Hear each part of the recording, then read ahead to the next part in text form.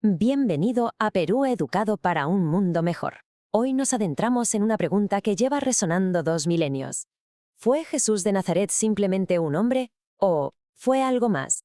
Para mucha gente, la fe es creer en algo sin pruebas, ¿verdad? Es una creencia y punto. Pero, ¿y si no tuviera que ser así?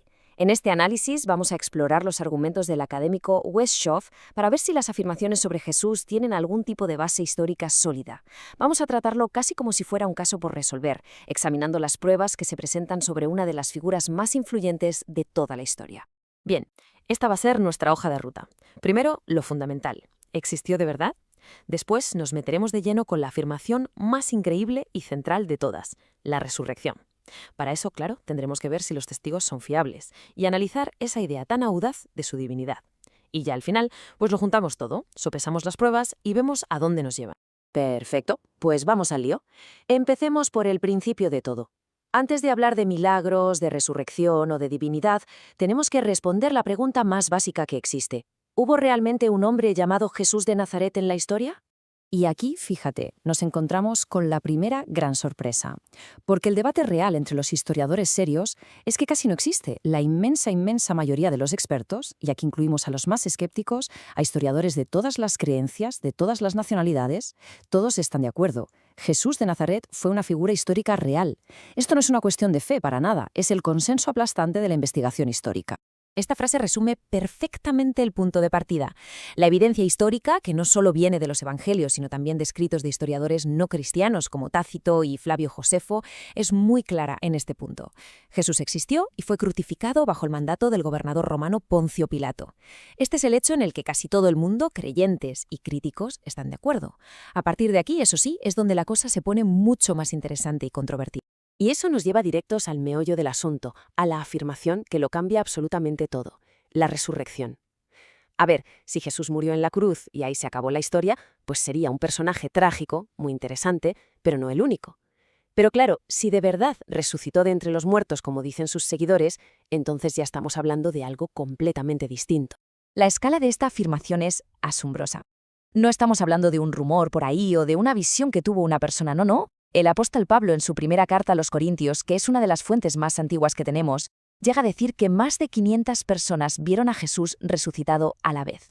Para cualquier evento del mundo antiguo, tener esa cantidad de testigos presenciales es algo casi sin precedente. El caso a favor de la resurrección se va construyendo poco a poco, con varias piezas. Empieza con algo físico, una tumba vacía en Jerusalén. Un hecho que sus enemigos podrían haber desmentido muy fácilmente, ¿no? Solo tenían que enseñar el cuerpo, si es que seguía ahí. Luego, los relatos hablan de muchísimas apariciones, y no como fantasmas, sino de un Jesús que come, que habla con ellos durante semanas. Y por último, el resultado que se puede ver. Sus discípulos, que habían huido muertos de miedo, de repente se convierten en proclamadores valientes, dispuestos a morir por su mensaje. ¿Qué pudo provocar un cambio tan radical? Pero, un momento. Tener cientos de testigos no sirve de nada si no son de fiar. ¿Pudieron equivocarse todos? O peor, ¿pudieron estar mintiendo para inventarse una religión? Vamos a analizar la credibilidad de esos testimonios. Una crítica muy común es que la gente del siglo I era más ingenua, que se creía cualquier cosa. Pero el académico C.S. Lewis llamó a esta idea esnobismo cronológico. Es esa suposición un poco arrogante de que somos más listos solo por haber nacido más tarde. Pensemos un segundo. La gente de esa época sabía perfectamente la diferencia entre alguien vivo y alguien muerto. No eran tontos. Quizás la prueba más potente que se presenta es la transformación de los escépticos. Y no hablamos de seguidores que ya estaban convencidos. Hablamos de su propio hermano, Santiago, que dudaba de él mientras vivía y de repente se convierte en el líder de la iglesia en Jerusalén y muere como mártir. Y luego el caso más extremo de todos, Saulo de Tarso, un perseguidor fanático, violento de los cristianos que se transforma de la noche a la mañana en el apóstol Paulo. ¿Qué puede causar un cambio tan bestial en los propios enemigos del movimiento? Según ellos, la respuesta fue la misma, un encuentro personal con el Jesús resucitado. Así que tenemos una existencia histórica confirmada y una supuesta resurrección con cientos de testigos. Pero la afirmación que genera más polémica, tanto entonces como ahora, es la de su divinidad. No que fuera un gran maestro o un profeta, sino que era, de alguna manera, Dios mismo. Y aquí el contexto cultural es fundamental. En el judaísmo de la época, llamar a alguien hijo de Dios no era necesariamente una blasfemia. Podía ser un rey o incluso la nación de Israel. Pero es que Jesús no se llamó a sí mismo un Hijo de Dios, sino el Hijo de Dios. La diferencia parece pequeña, pero es gigantesca. Implicaba una relación única, una esencia igual a la de Dios Padre, algo que nadie más se atrevía a reclamar. Como vemos en esta cita del Evangelio de Juan, la gente que le escuchaba entendió perfectamente lo que estaba diciendo. Su reacción no fue de confusión, fue de indignación total. Lo consideraron una blasfemia intolerable, precisamente porque para ellos se estaba haciendo igual a Dios. Y es muy importante que, ante esa acusación tan grave, Jesús no se echa para atrás ni dice que le han entendido mal. Pero es que sus actos iban incluso más allá que sus palabras. En un contexto súper monoteísta como el judío, hizo cosas que eran impensables para un ser humano. Perdonar pecados directamente, algo que sus oponentes decían que solo Dios podía hacer. Aceptar que le adorasen, cosa que un judío devoto jamás permitiría. Y usar para sí mismo títulos y nombres que en las Escrituras estaban reservados única y exclusivamente para Yahvé, el Dios de Israel. Cada uno de estos actos era una declaración brutal sobre su propia identidad.